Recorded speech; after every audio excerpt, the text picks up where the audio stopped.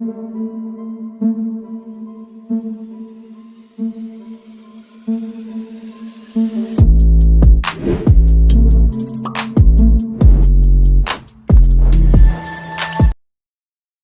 दोस्तों, scary story official में आप सबका स्वागत है।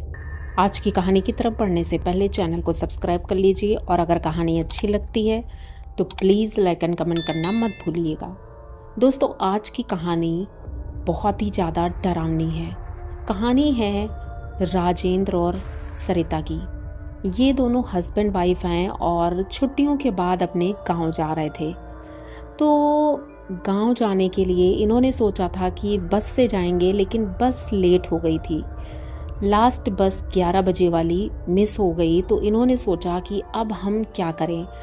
तो राजेंद्र बोलते हैं कि ऐसा करते हैं कि हम लोग अपनी गाड़ी से चलते हैं। तो बस स्टॉप से सीधे घर आते हैं और अपनी 4 व्हीलर निकाल करके उसमें बैठते हैं और वहाँ से चल पड़ते हैं। गांव का रास्ता लगभग 100 किलोमीटर था, इसलिए 2-2.5 घंटे में इन्हें पहुंच जाना था। इसलिए कोई इतनी प्रॉब्लम वाली बात नहीं थी। अब ये लोग आराम से गाड़ी में बैठते हैं और निकल पड़ते हैं। गांव बस पहुंचने ही वाले थे कि उससे पहले एक जंगल का रास्ता पड़ता है, जो कि बहुत ही ज़्यादा घना जंगल है। गांव के लोग कहा करते थे कि रात के वक्त उधर से निकलना सेफ़ नहीं है, लेकिन ये लोग लगभग 2-3 साल बाद गांव जा रहे थे, इसलिए इन्हें लगा कि समय के साथ साथ सब कुछ ठीक हो गया होगा। लेकिन फिर भी जब ये लोग वहाँ पहुँचते हैं तो देखते हैं कि आज भी वहाँ रोड लाइट नहीं लगी है, मतलब कि अभी भी पहले जैसा ही माहौल है। तो ये लोग अपनी गाड़ी थोड़ा स्लो करते हैं और धीरे धीरे आगे बढ़ रहे थे। तभी इन्हें बीच रोड पर एक बच्चा दिखाई देता है, लगभग 10 साल का रहा होगा। वो बच्चा लग रहा था कि घायल है, क्योंकि लंगड़ा कर कुछ चल रहा था। तो राजेंद्र तुरंत गाड़ी रोकते हैं और सोचते हैं उस बच्चे की हेल्प करी जाए। तो गाड़ी रोक करके ये गाड़ी से नीचे उतरते हैं और जाते हैं उस बच्चे से पूछने की कोशिश करते हैं कि आखिर तुम इतनी रात में यहाँ कर क्या रहे हो, क्योंकि 12:30-1 बज चुका था। लेकिन वो बच्चा कुछ बोल नहीं रहा था, रोए जा रहा था। तभी सरिता आती है। सरिता कहती है, बेटा क्या बात है, तुम रो क्यों रहे हो और तुम्हारे मम्मी पापा कहाँ हैं? वो उंगली से इशारा करता है जंगल की तरफ और कहता है कि मेरे मम्मी पापा वहाँ हैं।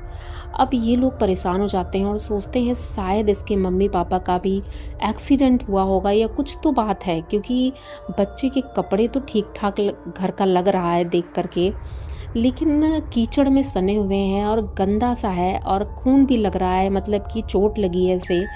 तो कहीं कहीं ऐसा तो नहीं है कि इनके मम्मी पापा के साथ कुछ गलत हुआ हो। तो ये लोग पूछते हैं, बेटा मम्मी पापा ठीक तो हैं? तो वो कुछ बोलता नहीं है, बस रोए जा रहा था। अब ये उस बच्चे के साथ कहते हैं, ठीक है चलो हम देखते हैं तुम्हारे मम्मी पापा कहाँ हैं। वो बच्चा आगे आगे जा रहा था, ये दोनों उसके पीछे पीछे जंगल के अंदर जा रहे थे। अंधेरा इतना ज़्यादा था कि कुछ दिखाई नहीं दे रहा था। तभी राजेंद्र अपने जेब से मोबाइल निकालता है और मोबाइल के टॉर्च की रोशनी से ये आगे बढ़ रहे थे। सरिता पीछे थी और दोनों लोग इधर उधर देखते हुए जा रहे थे। जंगली जानवरों की आवाज़ें आ रही थी और वो बच्चा आगे आगे जा रहा था। अभी कुछ दूर ही पहुँचे होंगे कि बच्चा अचानक से दिखना बंद हो जाता है। राजेंद्र आवाज़ देता है, अरे बेटा तुम कहाँ गए हो और हम मुझे दिखाई क्यों नहीं दे रहे हो, कहाँ हो तुम? बहुत तेज़ तेज़ आवाज़ देता है, लेकिन वो बच्चा कहीं नहीं दिख रहा था। अब ये लोग परेशान होते हैं। जब इधर उधर ध्यान देते हैं तो इन्हें समझ में आता है कि वो जंगल के बीचों बीच फंस गए हैं। अब बाहर जाने का रास्ता भी इन्हें नहीं मिल रहा था, क्योंकि पहली बार इस जंगल में ये फंसे थे। इधर उधर देखते हैं, आवाज़ देते हैं, लेकिन किसी की कोई भी आवाज़ नहीं आ रही थी। थोड़ी देर बाद ऐसा लग रहा था कोई दबा करके मुंह जो हंसता है धीरे धीरे, वैसे किसी की हंसने की आवाज़ आ रही थी, जैसे किसी को मज़ा आ रहा है हमें परेशान करके।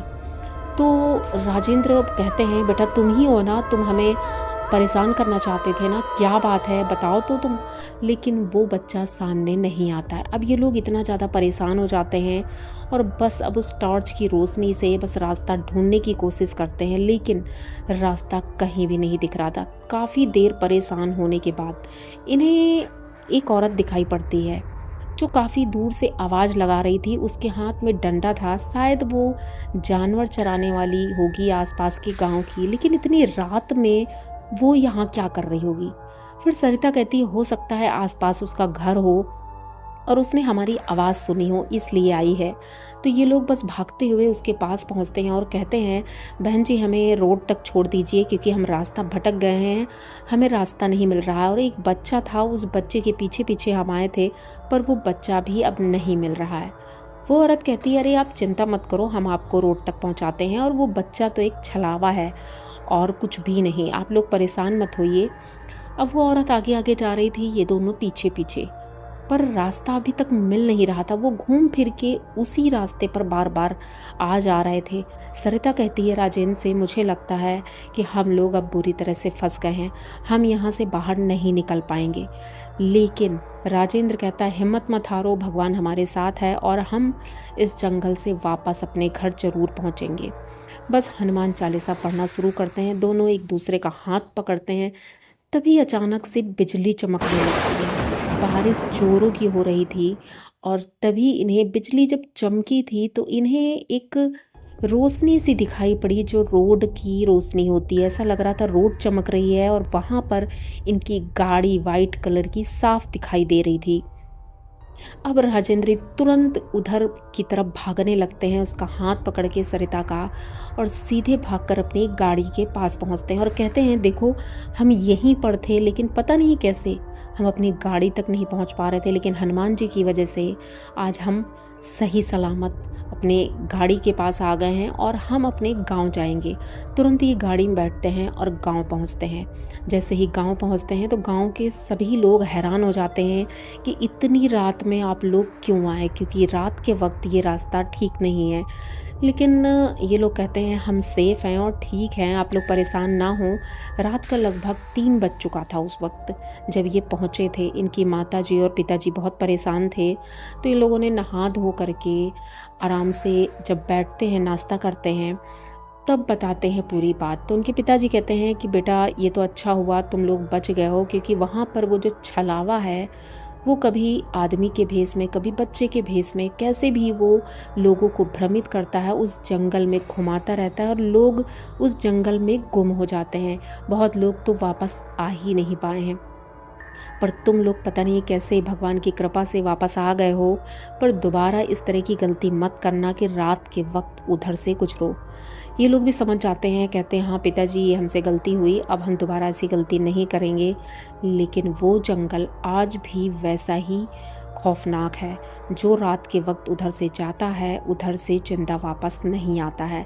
तो आप लोगों को अगर इनकी ये कहानी अच्छी लगी हो तो प्लीज़ चैनल को सब्सक्राइब करिए, लाइक कमेंट करिए, शेयर करिए और बने रहिए हमारे साथ। इसी तरह की नई नई कहानियाँ मैं लेकर आती रहती हूँ। तो मिलते हैं फिर किसी नई कहानी में, तब तक के लिए डरते रहिए।